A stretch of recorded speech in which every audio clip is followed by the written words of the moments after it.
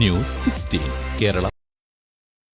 SSF ഇടപെടലുകൾ രാജ്യശ്രദ്ധ നേടുന്നു. Advocate PP Mohandas. ആത്മീയതയിലൂന്നിയ പ്രവർത്തനങ്ങളോടൊപ്പം വിദ്യാഭ്യാസ മേഖലയിലും SSF നടത്തുന്ന ഇടപെടലുകൾ രാജ്യത്തിന്റെ പ്രതീക്ഷയായി മാറിക്കഴിഞ്ഞതായി ജില്ലാ പഞ്ചായത്ത് അംഗം അഡ്വക്കേറ്റ് PP മോഹൻദാസ് അഭിപ്രായപ്പെട്ടു.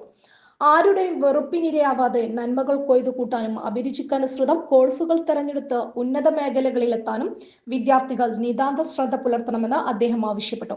2 ദിവസങ്ങളിലായി നടുവട്ടം നന്മ ക്യാമ്പസിൽ നടക്കുന്ന SSF എടപ്പാൾ സെക്ടർ സാഹിത്യോത്സവ ഉദ്ഘാടനം ചെയ്ത് സംസാരിക്കുകയായിരുന്നു അദ്ദേഹം.